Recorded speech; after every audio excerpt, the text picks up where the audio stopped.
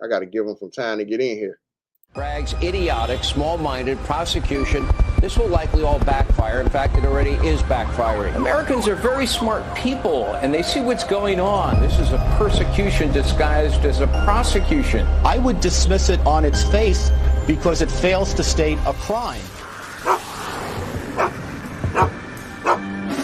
Make America, make America, make America, make America great again. Make America, make America, make America, make America great again. Make America, make America, make America, make America great again. Make America, make America, John, make America small life. Let's go. Great again. Look, this a MAGA town, but we don't lag around, homie. We want freedom to speak the truth, ain't gon' have it now. No need to brag about how Trump laughs without any media on his side. What they so mad about? It's cause he speak the truth and not just cause it's sassy mouth. It's more about the real content that's coming out. See, they don't like that though, cause he speak against what they want. They want this country underwater, but he'd rather see it float. So we ain't going nowhere, so tell them burn the boats. We too committed to the truth like we under oath. Just like I said before, we never gon' bend the fold. We seeing straight through their lies, they already know. The whole woke culture is just a joke, and we ain't never gon' stop, so let it go. And they've been coming for you Trump since 7 years ago. This country still screaming Trump 2024. Make America, make America, make America, make America great again. Make America, make America, make America, make America great again. Make America, make America, make America, make America great again. Make America, make America, make America, make America great again.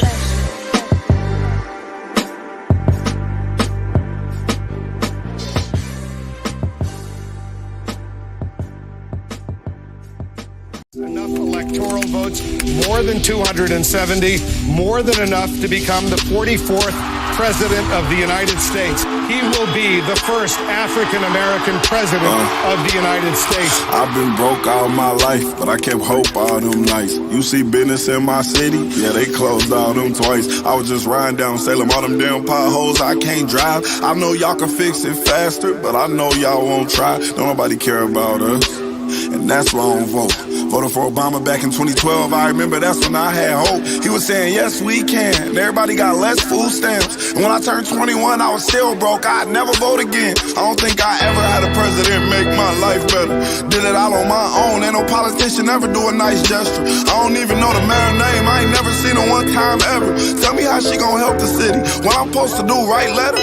What I'm supposed to do, blame Trump? He ain't never really gave a ain't nobody raised minimum wage. None of these jobs pay enough. I think they just wanna keep us broke, cause they ain't putting none in place for us. This how all my people feel, but we gotta learn. We complained enough, let me change it up. Everything I just said, everybody I know think the same way. See, they don't wanna see us vote, and we never do, so we see the same thing. But all our votes really do count, and they'll never really let it show. So now I'm finna break it down, cause if I don't, you would probably never know. First thing first, you know back in middle school when they taught us, it was 3 branches of the government. We forgot it when we got older. It's the judicial, the legislative, and executive. But all we know is the executive. That's the mayor or the governor and the president. Now none of them 3 people make no laws, they just be checking them. The laws come to their desk and all they do is say no or yes to it. So when the news station tried to tell us that Barack Obama couldn't put us on, we was all salty at Obama when it was the Congress members all along. We gotta focus on the legislative branch, yeah, they the ones that make the laws. Yeah, they the ones write how much food stamp money you get on the card. But when people that wanted to help us wanted the job, I know they probably lost.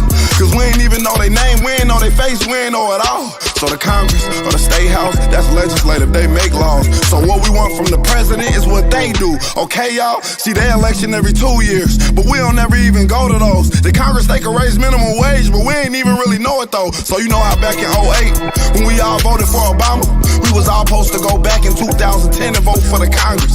Cause they the ones make child support laws, they the ones choose if your kids at school get to eat steak or corn dogs. The State House make the court costs. So if the country failed, then you can't say it's them, it's your fault. Cause y'all ain't know to vote for Congress members that was for y'all.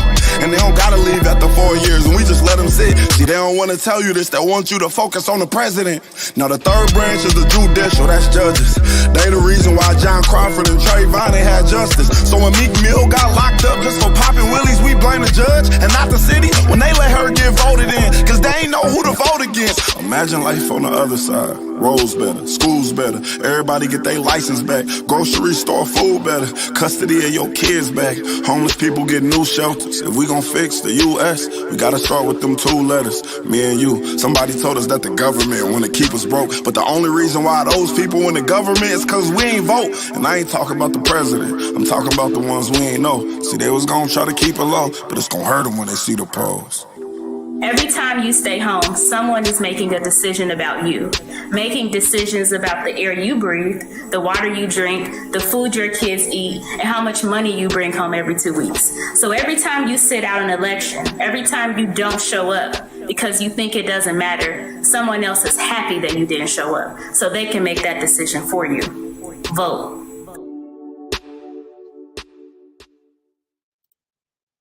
Hey man, Halito, man. What's happening, tribe?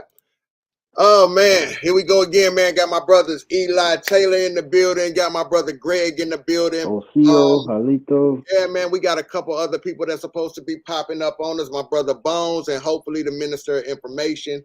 He'll be popping in. I know my 2 brothers right here, they don't have that long to be here, so we gonna go ahead and get this cranking. What up, Sharon? What up, Kim? What up, B-Skate? What's happening with y'all?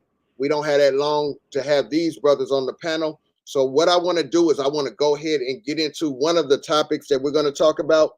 And I'm not very versed on this topic, but these 2 brothers, know a little something about this topic that's going on. And it's dealing with the ILA strike up the East Coast? And the Gulf. Yeah. Mm-hmm. Okay, so I got Eli Taylor and my brother Greg. How y'all feeling, brothers? Y'all good? Doing all right, man. Good, Peace, man. family. 100. Yeah. I know y'all don't have long, so I'm gonna try to jump up in here. I want to play. I'm gonna play some of this video. Matter of fact, I'll just play a couple of the videos because y'all have to go. Just to give the people an idea of what we're talking about with the strike, in case they don't know about the strike that we're talking about. So let me play a couple of the videos real quick.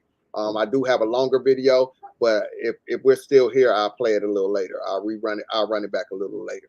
Some progress late yesterday with both sides exchanging counteroffers, but it wasn't enough to prevent the first strike of East Coast ports in 47 years. At least 25,000 longshoremen have walked off the job at 14 points, stretching from Maine to Texas. That includes here in New Jersey.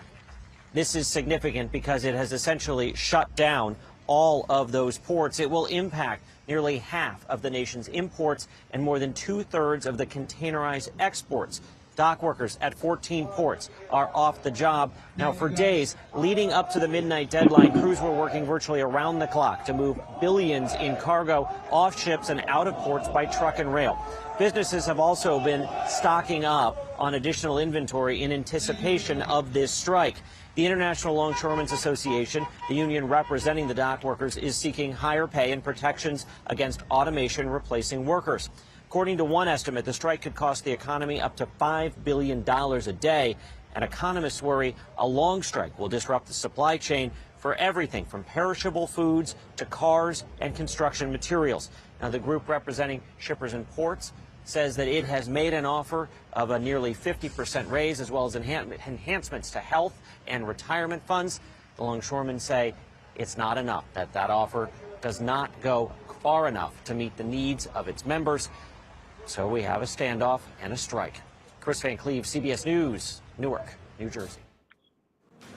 One more. We start the top of the hour this morning with a Fox 5 News alert. Thousands of dock workers are on strike, causing ports across the U.S. to close. Yeah, in total, 36 ports shutting down, including the port of Baltimore. Melanie Allenwick is there right now live, and she appears to be telling us since this morning that it's been heating up there, and it hasn't been a pleasant sight for many folks, especially the drivers coming in. That's right. So for some people, I think it might have been a bit of a surprise. However, this has been in the news that it could be happening for a few weeks now. So you can see the picket lines behind me here. And this is the main entrance to the Port of Baltimore, the Dundalk Terminal. And you'll see they're walking around the picket lines in circles. Now, Baltimore police were here earlier reminding the picketers that they cannot block the entrance to the port. The longshoremen walked off the job at 12:01 a.m. There was confusion and anger as picketers initially tried to stop trucks from entering, and it did turn violent. I come here for 7 years. I pull the trash and the debris out of here for the Port of Baltimore, and the officer told me to come back and make go in there to get out of my way, and they attacked me and broke the windshield and lacerated my face. Look at it. Now, we don't know exactly what happened. The union members said the truck hit one of the picketers as they swarmed around it. We did see an ambulance come to assist, and we know that that gentleman did speak with police officers. Again, we'll let the authorities sort out exactly what happened there. Now, 45 members of the International Longshoremen's Association, I'm sorry, 45,000 members. That's a big difference in a number, isn't it? They have all been asking for a 77% pay increase over 6 years and a ban on automation at their ports, a threat to their jobs, they say. Now, most retailers stocked up on goods prior to the strike, but if it lasts more than a few weeks, supply chain experts say it's consumers who are going to feel the direct impact of higher prices and product shortages, especially for things like fresh fruit, coffee, and cars. The U.S. Marine Alliance, which represents the ports, said it offered 50% pay increases and an agreement to keep current limits on automation, in addition to increased contributions to the retirement plans. But apparently that was not acceptable to the union members. We don't know what the next steps are in terms of the negotiations. Now, we do want to let you know that West Coast ports do remain open. They are a different union and working under a different contract, and many supply chain leaders have rerouted some of their goods and supplies. But on the East Coast, it's going to have to be a wait-and-see situation as to how directly everyone is impacted. I want to let you know that, again, we are going to try to get an interview with one of the local union leaders here as soon as we sign off. And if we get anything from their point of view, we'll be sure to bring it to you. All right. Thank you so much, Mel. Certainly a lot going on out there this morning. All right. So I'm going to stop the video there due to the fact that my brothers don't have much time. I'm going to stop the video there. But I want to ask the brothers if they can, I don't know much about this topic, but these brothers do. So Eli Taylor, let me start with you, because you called me about the topic last night. You called me about the topic because you're right there in Jacksonville at the ports. So you're seeing firsthand what the news is talking about. So if you could, and then Greg, you can follow up on him. Okay. First of all, I was surprised that nobody really knows about this. Like, nobody's talking about it, but it could potentially, not saying it, be a major problem for all of us. So I talked with a longshoreman. My dad was talking with him, and then when he got back to us, he'd been a longshoreman for like 30-something years. And that's why I think I text you, CALI, because the news had been saying they were going on strike at midnight. Well, he had told me that night. He said actually they going in the morning, which was today at noon time. And I think he worked. Well, at least in the Miami port, because I think he worked for the Miami port. So let me say, for people that don't know anything about that, your stuff in your stores, most of it is not from here. It's coming in off of these ships. And I want that to set in. So when you walking in your Walmart, your Target, even some of your grocery stores to a degree, or your malls, everything at the mall, that stuff is coming in off a ship. So if this were to go on, let's just say it went on for 30 days, a month, that would be not only noticeable, but you're going to feel it. I mean, and when I say feel it, you're going to feel it, bro. Like it's gonna be ridiculous. You got to make up a new word for how it's gonna feel. What it's gonna, yeah. So that's what I saw. The news people saying they're hoping that it doesn't go longer than a week. But they're saying just it going days. This strike going on for days. Is I got going the to estimations. Yeah, okay. $1 billion. The low estimation is gonna cost the country. The low estimation is $1 billion a day. That's the low. That's the low estimation. That's the lowest A I've heard. day. The A day. high estimation is 5.8 billion a day. A day. Every 24 hours this goes on. So that means prices are going to go. They're going to. They have some stock backs, some companies, they saw this coming. So we could probably hold out. And really, I think they're going to reach a deal. I guess I'm just optimistic, but I just want people to be aware because nobody even knows about it. You should at least be watching this because depending on how long, all right, at day 3, I want my people prepared like as if Helene was coming back through. Okay, be prepared like that if this goes on even for 3 days. That's me playing it safe. You know what I'm saying? Just that's and definitely ridiculous. Yeah, get you a little bit of water, a little something. Now, there's another side way of looking at this, but I want to yield some time. But still, I think you should have that anyway. In this day and time we live in, you should have that anyway. Yeah, and so it's certain goods that's perishable that you're gonna probably notice not too long from now. Like if it goes a week, coffee, bananas, stuff like that can't be grown here. You're gonna notice it really quickly. Either it's gonna be gone or more expensive. You know what I mean?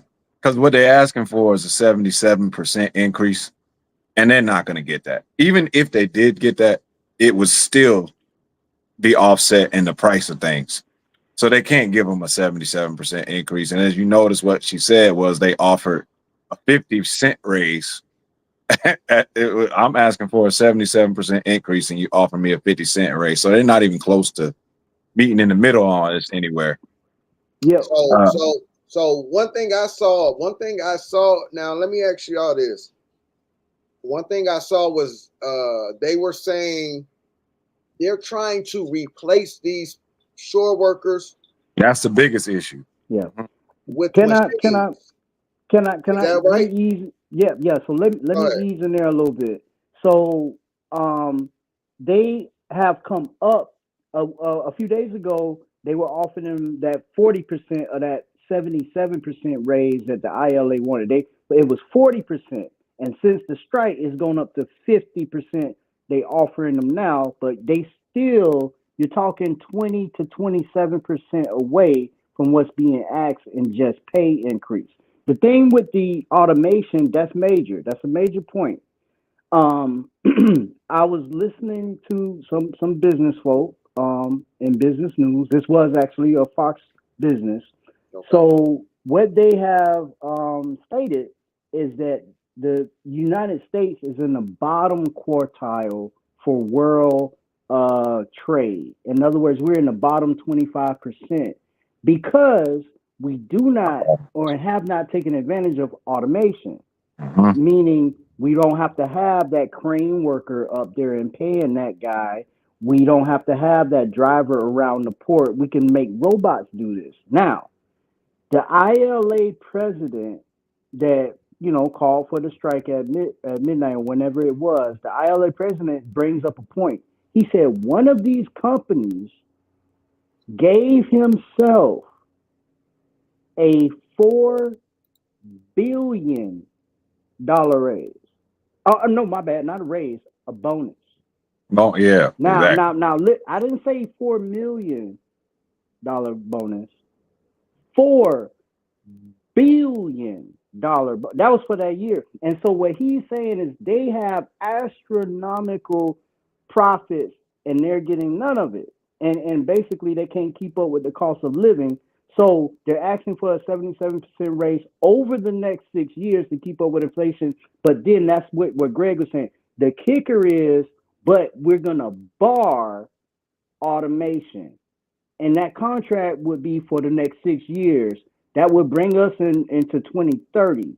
Imagine what's happening around the world with AI and all this That's automation the in the next problem. 6 years, bro. Yeah. That's the problem. Now, get this. Get this. I think the ILA is doing what they would do, bro. If I was a longshoreman, and actually I support these people, I know these people, I support that. However, we gotta ask, do they have a trump card back there? Because I'm gonna tell you what, they're not doing automation because there's a contract in place, or was until midnight.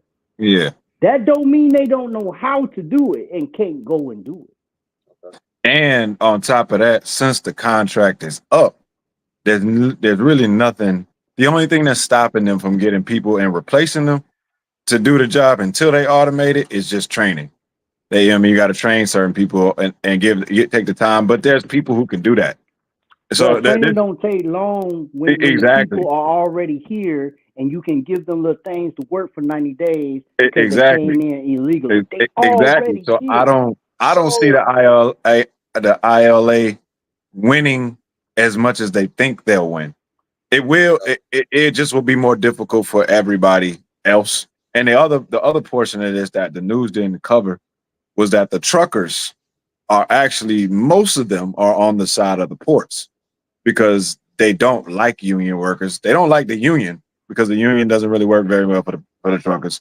And then they don't like union workers as much because they got to wait longer. Gotcha. I mean, they got to wait in line and it takes them long because you got human error. You got, especially people in the unions, because a lot of people in unions know they're protected, so they don't necessarily have to work as hard. Yeah, work is hard. Yeah. You know what I mean, it's a fully tiered issue. So let me ask y'all this. So what we're dealing with now is not only a problem with illegal immigrants or immigrants, we're also dealing with a fight against machines. Yeah. Yeah, absolutely. Wow. So it's money, bro. It's money. I see no, definitely. I see a comment that says, I've known about this.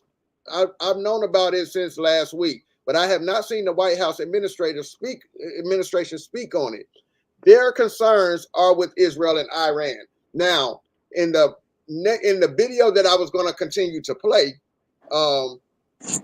they went in on the Biden administration. The workers and stuff, the people were going in on the Biden administration about this situation right here. And basically they said Biden told them, hurry up and reach an agreement. Biden say, I don't want it. Hurry up and figure it out, is what Biden told them. He don't want to jeopardize the vote.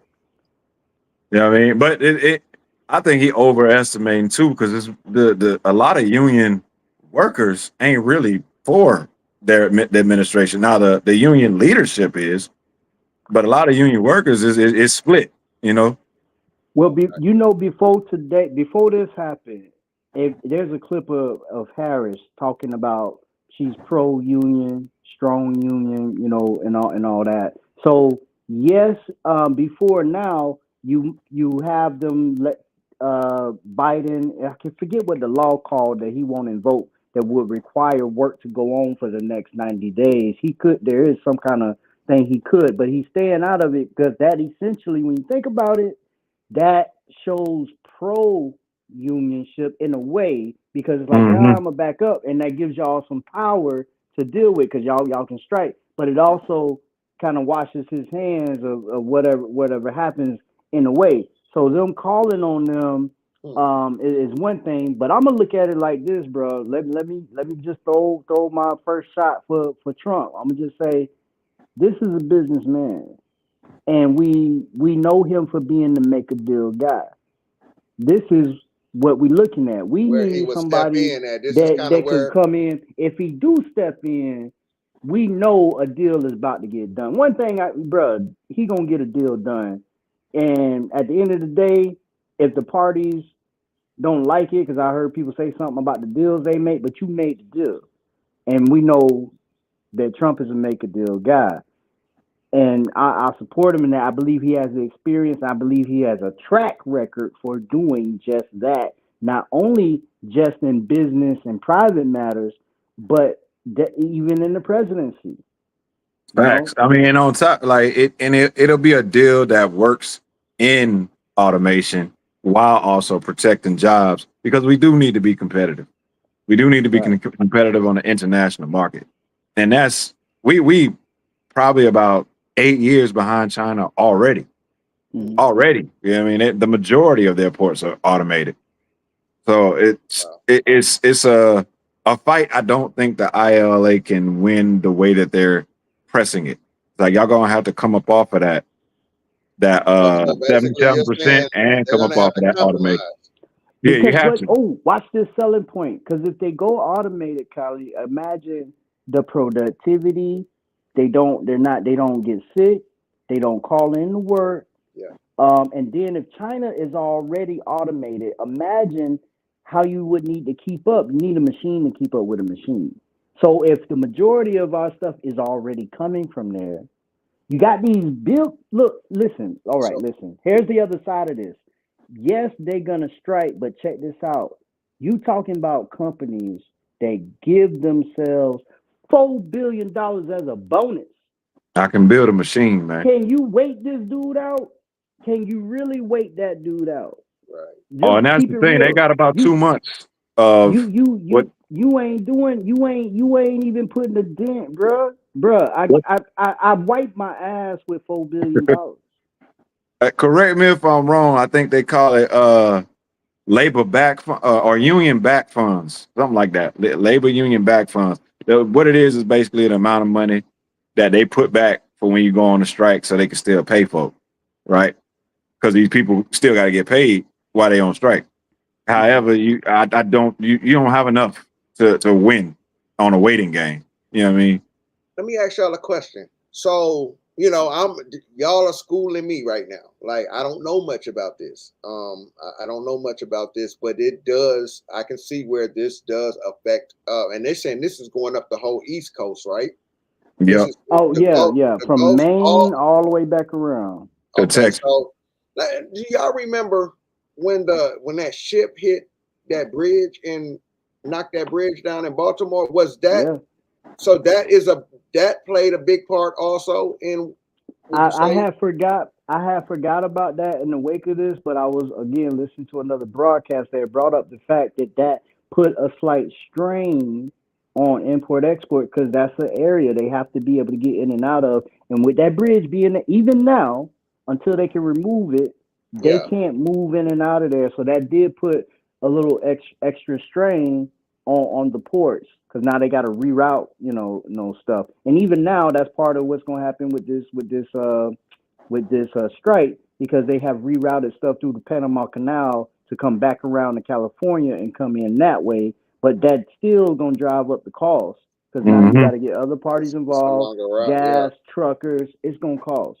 I used to live down there. I used to live right there, down there by the Panama Canal. I lived in Panama, right there at the canal. I used to see those ships coming in and out of that canal. So, yeah, I can understand why that's a big problem. You got Hurricane Helene that just damaged a lot of supply lines down into the southeast too, in North Carolina and East. And they can So still not only reroute. are we dealing with the strike, we're still dealing with the effects of the hurricane. Yeah, I-40 getting washed away.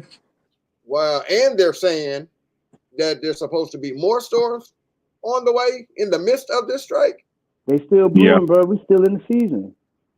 Up until November. So let me ask y'all advice. Y'all advice to the people. This is news to me. I'm not gonna lie. This is news to me. And when the brother called me about it last night, I said I don't know how many people know about this topic, but hey, it sounds like something important. We at least need to bring to the table and make them aware of. Like I said, if y'all can school them and just give them the gist of what's going on, they can continue to go look and see how important this is to them. But what will be y'all advice of what's going on right now? What would be your advice to the people? I know you said, stock up. But yeah, I mean, whatever. But it's really just on the most important. Like you don't got to go out and panic buy just yet. Like on like how with COVID was. Like it's really on stuff that's stuff you need anyway. Water, beans, just your protein, whatever that happens to be for you. Try and get that type of stuff now, but don't, you know what I mean, and a little bit of toilet tissue, stuff like that. But don't freak out. You know what I mean? Because it's more likely than not they're going to settle something within 2 to 3 weeks, and then just be prepared on the back end of that to pay a little more for a little while. But also you want to probably start looking at local farmers for produce and stuff anyway, because there's no guarantee that even after this is over, especially if you're in the Southeast region, that things are going to get cheaper. I mean, you need to be looking for that anyway, honestly, because the hurricane season that we're seeing now is a new norm. It's going to be like this pretty much for the next however long in the foreseeable future, whether the strike goes on or not. So be ready to change your habits as far as how you're purchasing and where you're purchasing, and keep some things ready, because it's not.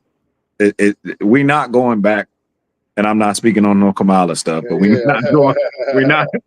not going back to anything of ease unless an entire system overhaul as far as how much our money is worth happens. And I don't even think Trump can pull that off. He'd be able to make it better, but he won't reverse it. I got you. Man, well, I wanted to say I think you're right. It would be hard to see a complete reversal, but I do think it gets worse with somebody that's not on that level, that's going to bring Absolutely business know-how to the table, like I believe Trump will. I want to go to the other extreme, because I'm with Greg on that. Like, be, where you would be, if you know a storm coming through, a hurricane coming through, be where you would be. Now, if you want to go further, you got to get on at this moment. I ain't got no link or nothing for you, but you got to get on Amazon and you got to check out these little meals they got for like $100 that last 20 shelf years, and it's like 30 days or more worth of food for $100. If you want to go a little further, just have at least one canister of that, or you get one every now and then. Whatever fits your pocket, your pocket. If you want to know what's the basics, you ain't got the money for the firearms. I'm gonna tell you the basics. You need you a handgun, you need you a shotgun, and you need a rifle that can reach out and touch you at 300 yards. That's your basics. 1, 2, 3. You need something handgun, you need a shotgun, and for home defense, so they're close up. A lot of home invasions that are avoided or deterred because the people that are home, because they heard a 12 gauge rack. They knew whoever this owner, I better get out now before I have I'm just telling my people that want to go a little further. I ain't got the time to go into detail, but I can on your firearms because I'm with that. Yeah. The other thing that you want to do is form your partnerships. My barber, his wife is actually my physician, my doctor. Wow. Form these relationships, because in an event that the grid go down or something like that, you're gonna need somebody who got some medical knowledge. Good point. Okay, you're gonna need somebody who got some growing knowledge. If these people that know how to grow crops and stuff. But see, that's my contribution. Me and my, we already talked about it. I bring to the table geographical knowledge with my military background, and I bring firearms knowledge to my people. I'm not certified or nothing, but I know what to do with them because I have it, and I can show you what to do with yours. So form these relationships with people that know that. So in the event you got some kind of network going down. You got some kind of way to communicate with these people, two-way radios that ain't dependent on cellular. I'm not saying panic, go buy. I'm just saying if you look on Amazon, you can get you one or two. Go ahead and get it now, because I'm gonna tell you what, most of them you will find, not all of them. If it's made in America, it's probably gonna cost more when you start talking about the panel stuff. But Okay. most of that stuff is coming from China. And guess what? If depending on this strike, You say even that stuff be hard to we get. like 8 years behind China, huh? Boy, On look. automation. Yeah, we are. On automation. And I want to lean into that because I Go when ahead. I was saying what I was saying, I was assuming people already had firearms.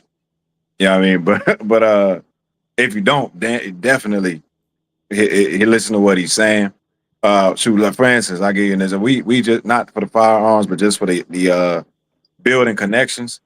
We just had a tree fall on our house, and instead of waiting for all of the insurance and all of that to go through, my neighbor's a roofer.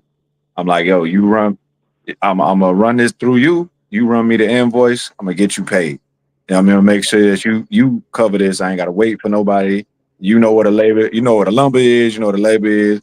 You know what, you know what I mean. I know what to do with the guns and with the crops. He know I got that covered.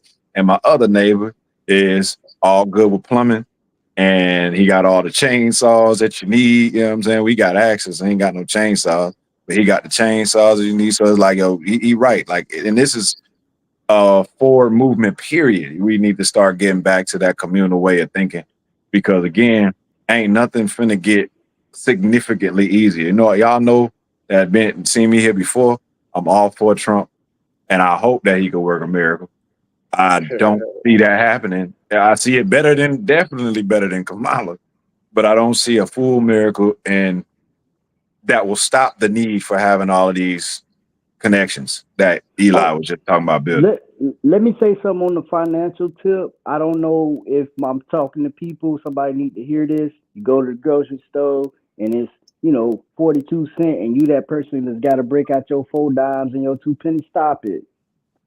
Go ahead and break that dollar and don't spend what they give you back. Why am I saying that? Bro, you'd be surprised at the end of the year. That's hundreds of dollars. That's hundreds of dollars. Stop spending that money. Your coin money, go ahead and break that dollar, go ahead and break that 5 and start you a stash, because in the event, again, that something happened, if you are the strictly digital person, you might have a hiccup for a day or two, depending on what could happen to this country on the digital level. If all your money's in the bank, that's one thing our folk need to understand. So keep you a little stash money just in case. When you get ready to travel or go on a road trip, Grandma used to tell me this. She said, keep you a dub. Back then, $20 was some money. Right. Now, you know what I'm saying, you may need to carry a bill with you. You know what I'm saying? You're gonna carry a whole 100 with you on that trip, because you don't know. And I'm not telling you nothing crazy. If you listen to Andrew Bustudamine, he's a CIA guy. He used to work for the CIA. He'll tell you that. This is basic stuff. You keep you a couple $100 in these stashes, because you don't know when you might need to use it for movement or to get somewhere. That could save your life, or that might be the ride you need when you're stranded and stuff start moving around here. You know what I'm saying? And see, this is kind of what I was bringing up the other night when I said, how easily we're so influenced by the eye and what looks good. And I brought up the point of when Grandmaster Jay marched all those guys through Stone Mountain, Georgia, and everybody was just so, that's hot. It looked good. But I got scared, because I said, man, if they really jumped off a race war out there, we not ready. We not ready. I got my brother Bones joining in. Bones, what's happening with you, brother? Eli, I know you wanted to feed off of that. Oh, what's up, Bones, man? Respect to the research you bring into when you and CALI come together. That I just wanted to give you your respect, bro. Because I be listening, bro. I definitely wish you had got on here earlier, because I'm about to have to pull off. But But it's all And good. It's all good. That's why I wanted to jump on that real quick, man, before you had to go. So, you know, just to add before I step off, man, because I'm glad you brought that dude up, because walking in the middle of the street with a show of force is a good way to get killed. get Real ready to quickly. get killed. Yes. Yes. Anybody who did get arms, man, I know a lot of us during Trump's administration, especially, probably went and got arms and stacked up, man. Start going and actually using them. Don't just keep it there. Actually go and use them, train with them, understand how to clean them, understand how they move, understand how they feel in your hand when you're firing them, and try and get a little bit of understanding of what to do outside, just in case you have to be outside. In case you have to be outside. And that's what I was saying. A lot of us don't know how to read maps. We don't have an exit plan out of our neighborhood, off of our street. If something was to happen, we don't have relationships with anybody. These are things we need to start doing. As the brothers were saying, we need to start doing this. Stuff is definitely getting more real. I don't know if people is where Iran is just hitting Israel as a response, and they did that while this administration was in on purpose. They actually are kind of endorsing this administration because they can move how they want to. But if anything gets any more serious from that, it's a worldwide. You're talking about a worldwide shift. It's not just a Middle Eastern thing anymore. It's a worldwide interaction, and everybody's gonna get involved in that, and things are gonna get a lot more difficult outside of these strikes and outside of stuff like that. So we got to start being a little bit less fun-minded and a little bit more serious-minded, because the times are calling for it. Yeah, definitely. We definitely got to stop being so fun-minded. Everything is fun. Everything is a joke. Everything is, or we don't care enough about it. And we definitely have to start looking more into that. But just adding on what y'all were just saying, this is the best time to start now, because if you look at the strikes now, that means there will be no goods going in or coming out. So before things get very hectic, this is the time now to start doing what you have to do, just in case it gets any worse. Because it's better to have it and don't need it than to need it and don't have it. That's right. So, Greg, can I say that to Bones' point there? Go ahead, Greg. If people have never prepared before, real quick, if they've never prepared before, just go ahead and use this as a practice run. Just do it. Just get busy. Bones, since you're here, I want to run this video by you and just let you see what was going on in this video dealing with the strikes. This is what we were talking about. I don't know how many people are familiar with this strike that's going on, but I do want to, at least bring it to the table. Yesterday, with both sides exchanging counteroffers, but it wasn't enough to prevent the first strike of East Coast ports in 47 years. At least 25,000 longshoremen have walked off the job at 14 points, stretching from Maine to Texas. That includes here in New Jersey. This is significant because it has essentially shut down all of those ports. It will impact nearly half of the nation's imports and more than 2/3 of the containerized exports. Dock workers at 14 ports are off the job. Now, for days leading up to the midnight deadline, crews were working virtually around the clock to move billions in cargo off ships and out of ports by truck and rail. Businesses have also been stocking up on additional inventory in anticipation of this strike. The International Longshoremen's Association, the union representing the dock workers, is seeking higher pay and protections against automation replacing workers. According to one estimate, the strike could cost the economy up to $5 billion a day, and economists worry a long strike will disrupt the supply chain for everything from perishable foods to cars and construction materials. Now, the group representing shippers and ports says that it has made an offer of a nearly 50% raise, as well as enhancements to health and retirement funds. The longshoremen say it's not enough, that offer does not go far enough to meet the needs of its members. So we have a standoff and a strike. Chris Van Cleve, CBS News, Newark, New Jersey. We start the top of the hour this morning with the Fox 5 News alert. Thousands. I kind of wanted to just run that by you real quick, just so you see what we've been talking about so far. I probably got about it's coming up on an hour. Probably got about another 45 minutes to an hour that I'm gonna stay on tonight because I got to get ready for tomorrow. But I just wanted to run that by you. So we're looking at these docks. There's a whole strike going on from the Gulf to the East Coast, up the East Coast. Now, Eli, when I was talking to you last night, you were telling me a lot of those longshoremen were who? Oh, that's the thing. Here in Jacksonville, man, it's they look like us. It's us. That's us.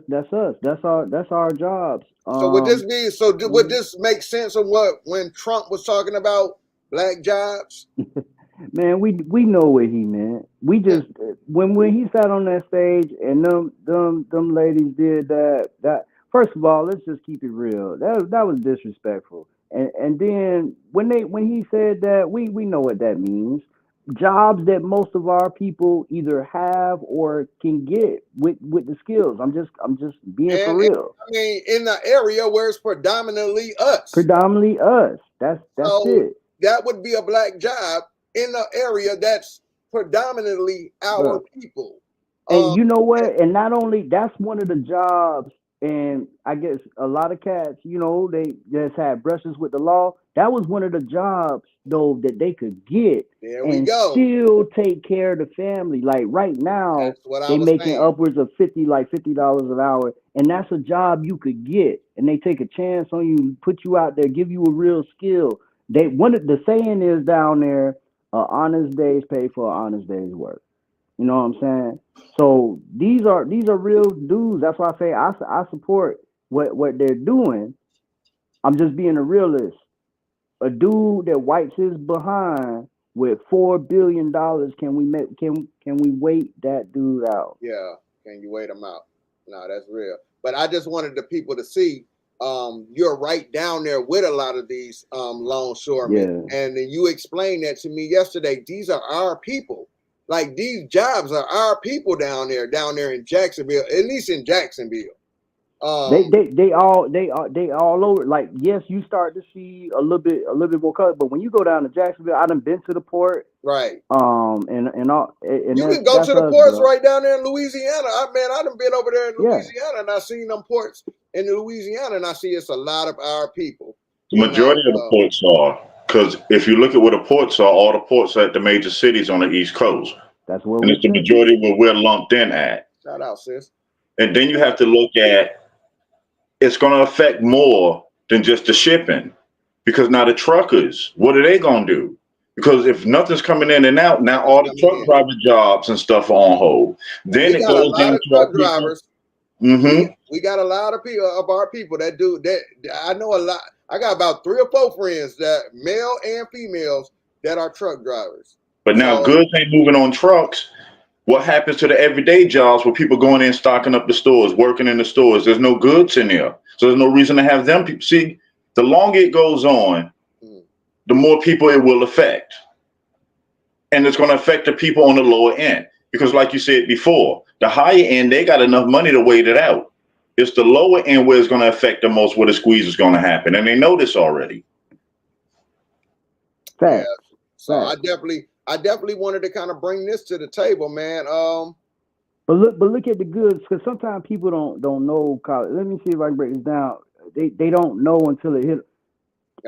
Here in Jacksonville, one of our major things I see all the time when I'm going across the Dames Point is cars, bro. Okay. These cars stop moving. Like, people are buying cars. Just because you ain't buying a car, people are buying cars every day. But when that stops, guess who ain't making no money? The dude that sell the cars. And it's just going to trickle down from there. So that's one way you can look at it. What about your car parts? Your car breakdown.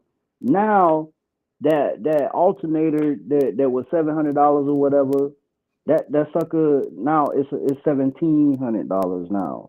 Or a few weeks from the thing from this happening, if hopefully it don't go that long, I think they'll strike a deal, but potentially it goes on weeks.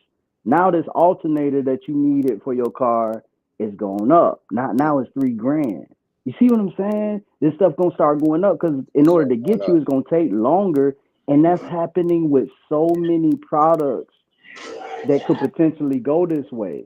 You know, I'm not trying to be doom and gloom, but I want people to understand these guys, the ILA. Okay, one point I didn't bring up back in I think it's the 70s, because I was hearing them talking about it. They did strike for 3 months. They strike for 3 months over 80 cents. And the president, the current president that's speaking for them now, he brings that up. Now things were different because your dollar did go further back then, and inflation wasn't eating it up the same way. So I don't know. Maybe they can do 3 months. I don't know. We don't know what cards they hold, and they playing the big game right now between them and the other people that they're negotiating with. Everybody know what cards they holding, but we out here, the public, we just looking like it's a fight, bro. It's really like you know, at school, and you seeing two big dudes who you was like, dang, oh, they fighting. Oh shoot, let me see what's going to happen here, because you know we just finna see who wins. Yeah. Because we all gonna be big affected. dogs at it right now. They But big how dogs so? are at it. Yes. And to see how the effect really is going to trickle down, what do we produce? There you go.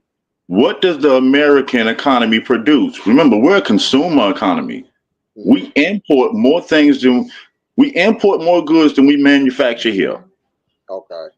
So The only thing we nothing's coming holding in. that regard is we holding some fuel, from what I understand. But that's about it. That's about All your it. goods, yeah, they're coming in. So prices are finna go up real soon. This is automatic because they're not the only ones on strike. Because Boeing Manufacturing is on strike. They were going to be on strike until December 31st. A lot of these major corporations and the unions are going back and forth right now. Right. Yeah, we talked about that, Bones. We was talking about the contracts and stuff because people were going on strikes and stuff. And it's not even just that. It's a lot of strikes going on right now, even in the medical field. You know, so yeah, man. I think this is something we got to start paying attention to. When he called me with it last night, and he was explaining it to me, we were thinking about going live last night, but you know, I was kind of tired. You know, I was kind of tired last night, but I also wanted to get a little briefed on some of what was going on with the strike. So get a little more explanation of what was going on. Now, one thing Greg did mention before he left was about building the relationships with people. And he also mentioned the farmings, get in touch with your local farmers and things like that. Now, Bones, that was one of the things I came down to Tipton, Georgia for, was to you were dealing with the USDA situation down there in Tipton, Georgia, but you were also sitting on the Trump administration at that time. Can you explain kind of what that was about, the USDA and what they were, you know, what you were doing with that, and how was it working for y'all in Tipton? Yeah, it's basically programs for communities to produce their own goods. And we were already like growing little small crops and things. And by me reading up on it, it was just informing my community, and we just teamed up on what we was doing already. So it allowed us to start our farmers market we get funding for. It allowed us to grow certain produce and things that we get funding for. It's to the same thing to where now we're trying to work on exporting locally to different stores for the access that we grow. And all this funding and stuff is sitting there through the USDA. Yeah. So, I mean, there are mechanisms to use to build for it, but it doesn't work for individuals. It works for communities. Gotcha. Yeah, so I just wanted to bring that up because I even have the documentary of when I came down to Tipton, Georgia on my YouTube channel. You can see when I came down there. But Eli, we were speaking about the immigrants earlier. That's the other spice in this sauce. That's the other spice. You want to touch on that? You wanna? I'll mention right quick. I mean, I'll just quote it, but you can pull it up. We did pull it up earlier. Let me pull it up. Let me okay. Let me yeah. pull this up. I'll let them see it, and people can go and go look it up for yourself. But this is This is a problem, man. So we've been mentioning, now we're kind of shifting gears a little bit. We've been talking about these immigrants coming in, the illegal immigrants coming in. Let me see if I can blow it up a little bit. Can you see it, Eli? Yeah, I see it. Yeah, and Okay, I'm not going to even go with the top, and I'll just look at the bottom hold on number one second. that's highlighted. Let me see if I can. Now, There we go. I'm open to the fact check. From what I understand, this is just government reporting what's happened. A government site. This is a gov site. This is a government site right here. Let me see. Does it tell you? How does it tell you? This was I forgot what it said, but this is a government site. I pulled this off a government site. When you pull the link, but Yeah. but yeah, I just want Mary. Let's just say it's just 6 million. If it's 6 million here, to put that in perspective, we don't have 6 million people in Jacksonville, bro. Facts.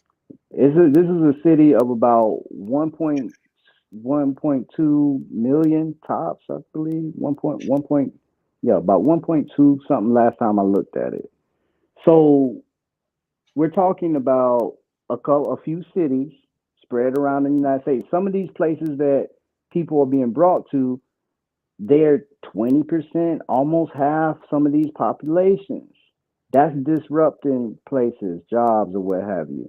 Now, I don't know how long it would take to train somebody. I don't know how these private companies, but we have seen time and time again that private companies will take advantage of a low worker pool. A pool So you know that what's will, going to happen then. You know what's there going to you happen go. with all these immigrants here. Break it With down, this bro. strike going on. They finna replace them. There you go. There it is. There So it is. And now it's go ahead. Yeah, it's the workers that's being why I replaced, was but we're not talking asking. about We're not only fighting against machines, them trying to fire people, get rid of people for machines. They're also getting rid of us for lower pay to the immigrants, to the workers. So these are so for those who think this immigrant problem isn't this illegal immigrant thing isn't an issue. God bless you. There's created competition. Look at it this way. You bring in another class of people that's willing to work for a lower dollar. Eventually, the citizens will have to adjust to it. Because how long can you maintain without adjusting to what the new work stage is going to be?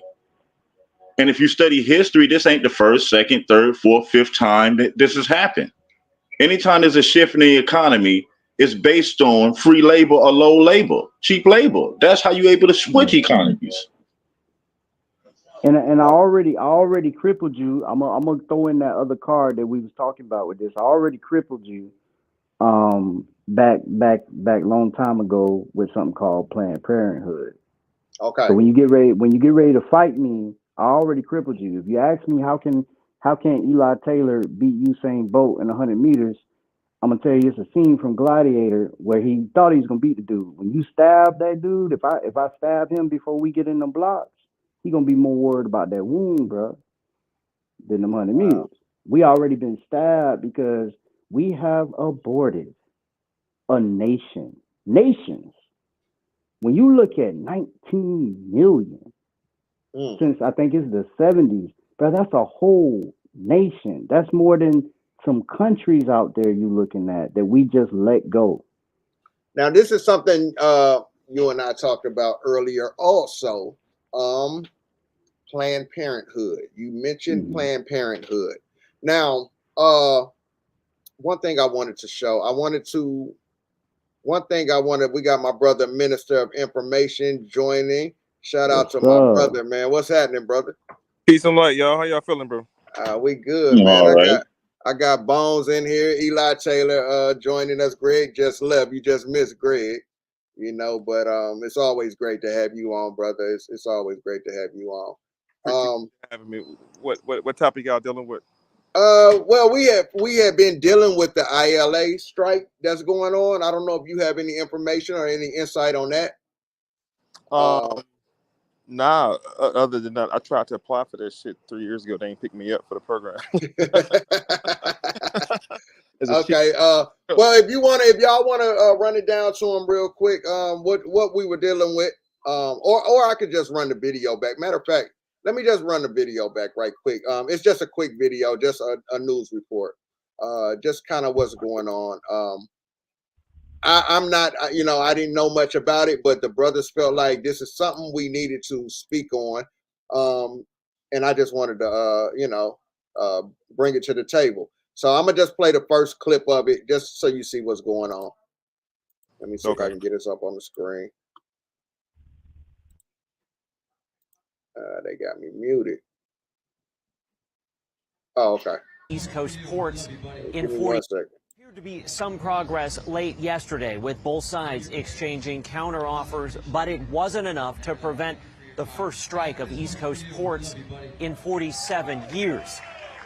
At least 25,000 longshoremen have walked off the job at 14 points stretching from Maine to Texas. That includes here in New Jersey.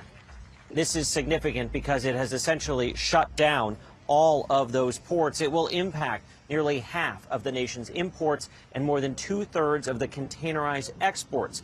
Dock workers at 14 ports are off the job. Now, for days leading up to the midnight deadline, crews were working virtually around the clock to move billions in cargo off ships and out of ports by truck and rail.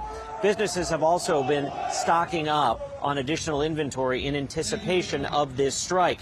The International Longshoremen's Association, the union representing the dock workers, is seeking higher pay and protections against automation replacing workers. According to one estimate, the strike could cost the economy up to $5 billion a day, and economists worry a long strike will disrupt the supply chain for everything from perishable foods to cars and construction materials. Now, the group representing shippers and ports says that it has made an offer of a nearly 50% raise as well as enhancements to health and retirement funds. The longshoremen say it's not enough, that offer does not go far enough to meet the needs of its members. So we have a standoff and a strike. Chris Van Cleve, CBS News, Newark, New Jersey. So Minister, the brothers was explaining to us that this strike is going on from Texas all the way on up the East Coast. This is going on as we speak. And they were kind of explaining to us, without those docks being open or whatever, and those workers, it sounds like they're trying to replace workers with machines. They're having a problem with that. Then also you got the immigrants coming in. So you're not only fighting against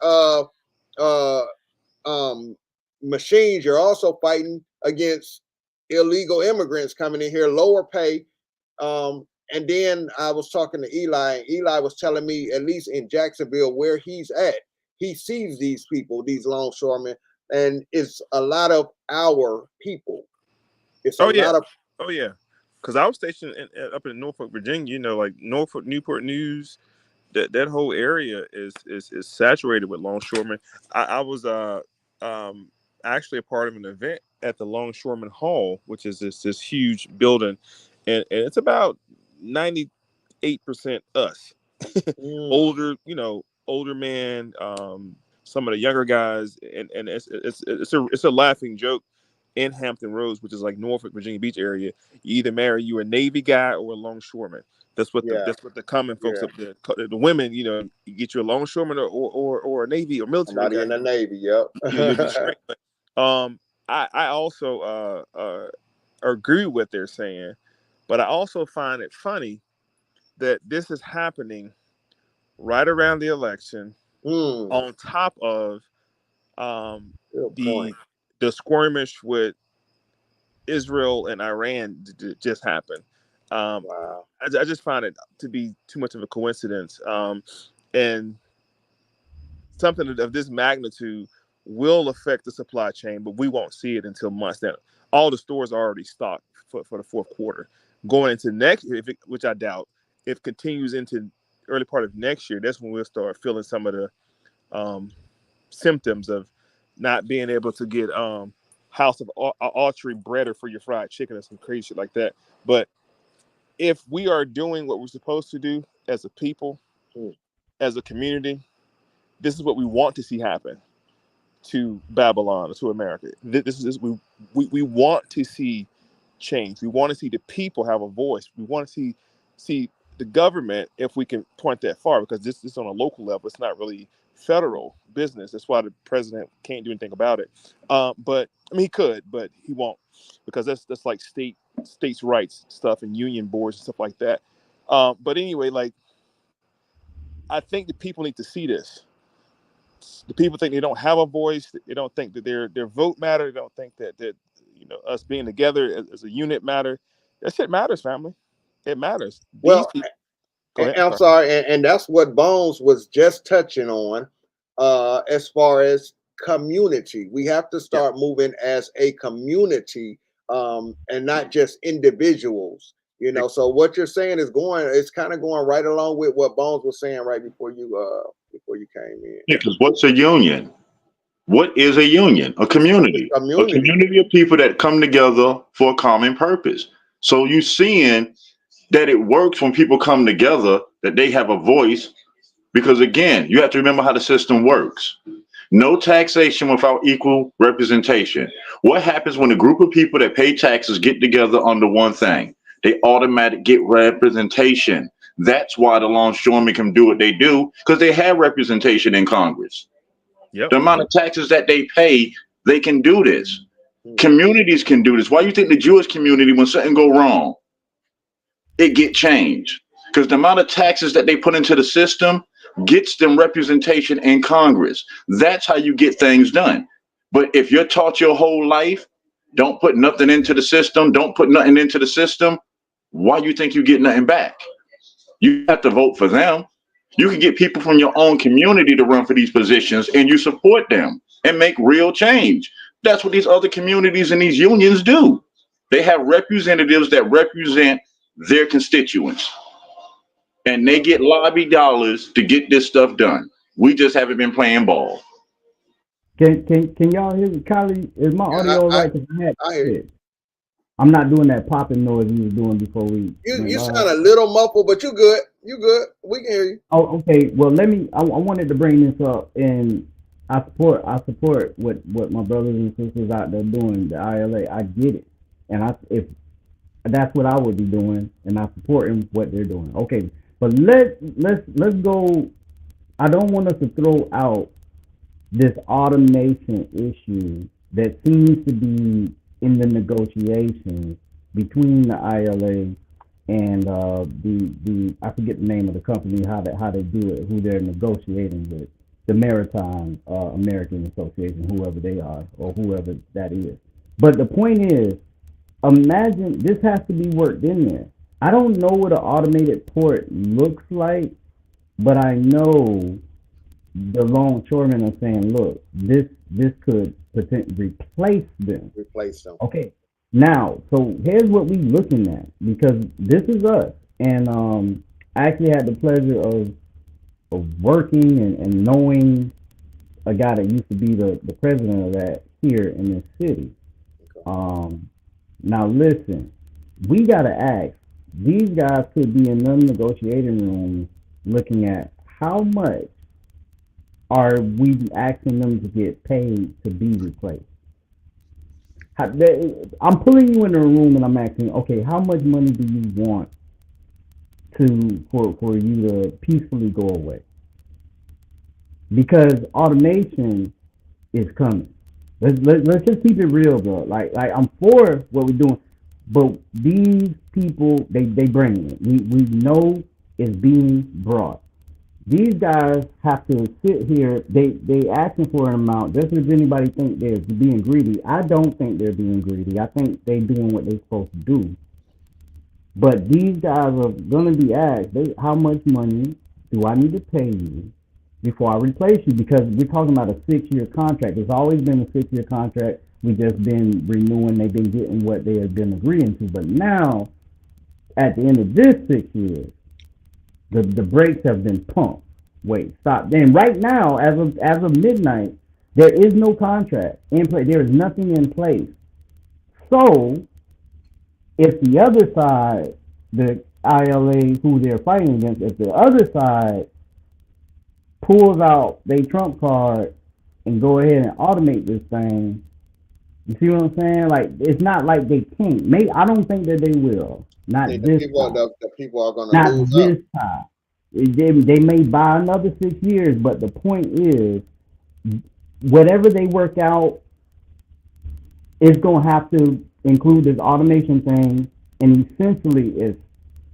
Do you think they're gonna remain? Let me ask my guys this. I got all this education up here. Y'all, first of all, I respect each and every one of y'all brothers. Appreciate y'all work. But I want y'all to give me your input on that. These guys are being brought to the table, and whatever agreement they make is going to be for 6 years. I don't see them remaining non-automated ports, at least after these 6 years. Even if they give them these 6 years, they gonna have to work a contract that's gonna pay these guys to go away. What y'all think about that? Well, I'll say this real quick. I'm retired Navy, so I understand how it works. Now, when we're talking about these individuals who have their own strike, these are the dock workers.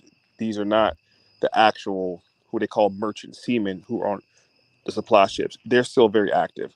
They're about, I want to say, at least 3 or 4, maybe more than 4 unions that represents the collective of how this port longshoreman merchant seaman thing works. So this is just one entity. This is just one group. You guys can correct me if I'm wrong, but this is just one group. There's another whole other union that deals directly with the merchant seamen who are actually out to sea on the supply ship. So don't think this is the entirety of the organization. This is a good amount though. They deep and they organized. Bro. Like I'm gonna say it like this though. Like I'm gonna speak for Jacksonville. I can't say I know there are 85,000 of them in this union worldwide, but I'm gonna speak for Jacksonville. If them brothers shut down just in Jacksonville, my whole city come to a standstill. Though my whole city, it's gonna stop. That's for Jacksonville. Damn. Well, see, you can tell if you listen to the news report, listen to what they say, and pay attention to what they don't say. They let you know that they already offered them a 50% raise and other bonuses, and they turned it down. That's because this is phasing out. Automation, it's coming. It's automatic. It's coming. So the contracts are based on what's going to be the amount to phase it out. It's no different than what's going on with Boeing right now. They're on strike because automation is coming in building the airplanes. And they're going back and forth to find out what's going to be a comfortable number because it is coming. This is automatic. This is getting. We need a deal. What Trump say? We need to work a deal. You need to work a deal. I know what it is. I'm saying we got to work a deal. I agree with what they're doing, but what's going to happen is just my prediction, not a prophecy. What's going to happen is they're going to go ahead and get them.